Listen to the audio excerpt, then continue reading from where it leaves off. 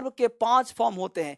Verb का first form, और verb के फर्स्ट फॉर्म में क्या क्या होता है भाई, तो एम और आर। ये एम और आर को हम वर्ब का फर्स्ट फॉर्म कहते हैं। यहीं पे कर दूं वर्ब का सेकंड फॉर्म, तो वर्ब का सेकंड फॉर्म हो जाएगा वाज और वर, समझते रहना बढ़िया से। यहीं पे करूं वर्ब का थर्ड फॉर्म, यहीं पे कर दूं वर्ब का थर्ड फॉर्म, तो यहीं पे कर दूंगा बीन। यहीं पे कर दूं वर्ब का फोर्थ फॉर्म, समझना बढ़िया से, तो यहीं पे कर दूंगा BEING बीइंग। यहीं पे कर दूं वर्ब का फिफ्थ फॉर्म, तो यहीं पे करना पड़ेगा इज। अब कहोगे सर कि इज ए मार वाज वर और यहाँ पे 5 फॉर्म है, तो दुनिया में ऐसा कोई वर्ब नहीं जिसके 5 वर्ब ना हो। अब प्रश्न उठता है कि सर वर्ब का first form, second form, third form तो मेन वर्ब होता है, और इज ए मार तो सर एक्सिलरी वर्ब है। अब समझो हमने क्या कहा था, धर्मेंद्र सर पढ़ाते नहीं है, कमॉन कहां ध्यान है, धर्मेंद्र सर पढ़ाते नहीं सिखाते हैं। यहाँ पे कौन है, रचना, कहां ध्यान है तुम्हारा, विवेक। अगर उसके 5 फॉर्म हो गई होंगे, जैसे नहीं बोलते हो आप कि गो होता है, वेंट होता है, गॉन होता है, गोइंग होता है और गोज होता है, यानी कि आपको जो 5 फॉर्म्स है ना, ये आपको याद रखना ही रखना है, first form, second form, third form, fifth. अब प्रश्न उठता है कि MRAV1 हो गया, तो सबसे पहला चीज जो आपको पढ़ना चाहिए, एक वो कैब लो, चाहे वो गो ही क्यों ना लो, चाहे वो गोज ही क्यों ना लो, एक चाहे MR ही क्यों ना लो, एक वर्ब लो और उस वर्ब का इतिहास पलट दो। जैसे V1 है तो आपको ये जानना है कि V1 क्या, और V2 क्या, V3 क्या, V4 क्या, V5 क्या। तो V1 और V5, V1 और V5 को हम प्रेजेंट बोलते हैं। इस बात को आप याद रखिएगा, V1 और V5 को, V1 और V5 को जहां कहीं भी लिखा मिल जाए आप प्रेजेंट बोलते हैं। यानी प्रेजेंट टेंस के सेंटेंस को बनाने के लिए V1 और V5 की आवश्यकता होती है। V2 बात करेंगे तो हो जाएगा पास्ट टेंस का, और V3 बात करेंगे तो हो जाएगा परफेक्ट टेंस का, और V4 बात करें तो हो जाएगा कॉन्टिन्यूअस टेंस का। तो टोटल अंग्रेजी बोलने में, लिखने में यही 3-4 टेंस की आवश्यकता होती है, यही 5 वर्ब यूज होते हैं, चौथा कोई वर्ब नहीं होता। अब प्रश्न उठता है कि इज एम आर का यूज कैसे करना है, वापिस आ जाइए। तो पहला चीज देखा कि वर्ब का फॉर्म, राइट, ठीक है बाबू। अंग्रेजी लिखने के लिए सबसे पहले सब्जेक्ट चाहिए, सब्जेक्ट के बाद तूने इज एम आर लगाया।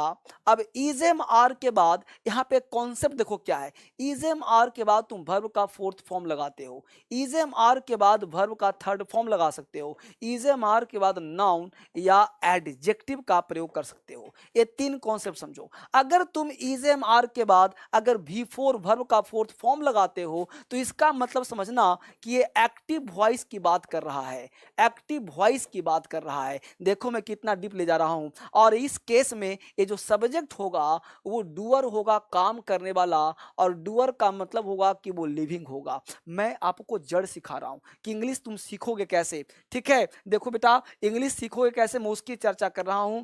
तुम लोग हमेशा उठक बैठक करते हो, ठीक है। आयुष कुमार, गाना सुनने से क्या होता है कि माइंड रिलैक्स होता है, गाना सुनने से माइंड की फ्रीक्वेंसी बढ़ती है, ऊर्जा बढ़ती है, और आपको बूस्ट भोजन मिलता है माइंड को। तो आप गाना जरूर सुने, जब भी हो, जो पसंद हो गाना उस गाना को जरूर सुनिए आधा घंटा।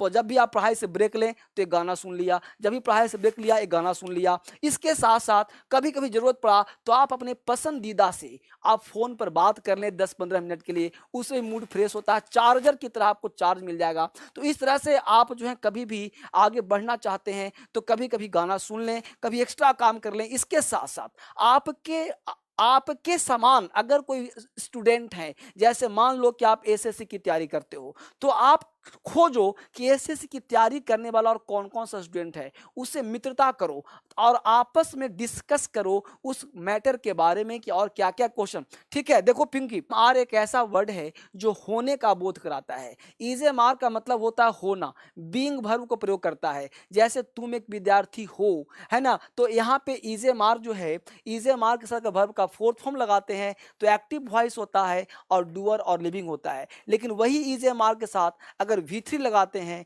तो ये हो जाता है पैसिव सेंटेंस का सेंस होता है। पैसिव, पहले ये तो जानो कि पैसिव हो जाता है, पैसिव वॉइस हो जाता है, और वहां पे ये जो सब्जेक्ट है वो सब्जेक्ट नॉन डूअर। इसके पूरे रहस्य रीढ़ की हड्डी तक सिखाऊंगा, EJMR का पूरा जड़ सिखाऊंगा।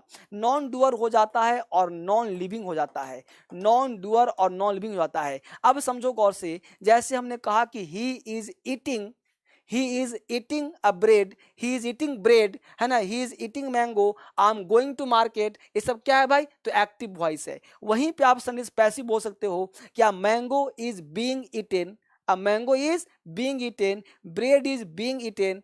बस समझ पा रहे हो, तो ये क्या हो गया, पैसिव का सेंस। और अगर नाउन और एडिटिव की बात करें तो यहाँ पे नाउन और एडिटिव बता सकते हैं, तो इसे कहते हैं हम नॉर्मल सा सेंटेंस।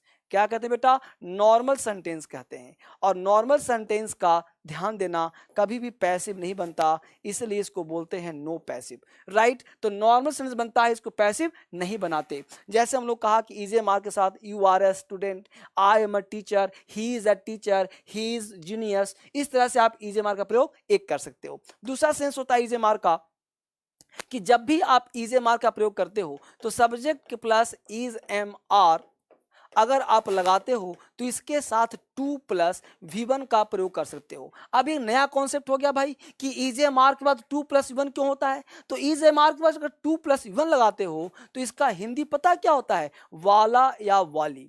देख पा रहे हो, वाला या वाली, और यह प्लान को शो करता है। अब प्लान क्या हुआ सर, तो मैं तुमसे मिलने वाला हूं, I am to meet you. क्या बोलते हो आप, I am to meet you, मैं तुमसे मिलने वाला हूं, वह मेरे पास, अब तुम बनाओ, मैं पढ़ाया तुम बनाओगे, subject plus EJMR 2 plus V1 वाला वाली का सेंस देगा। ठीक है, हमने कहा मैं तुमसे मिलने वाला हूं, I am to meet you, तुम मेरे पास आने वाले हो। राजू कौन है, अक्षय कुमार, तुम बोलो। हमने कहा अक्षय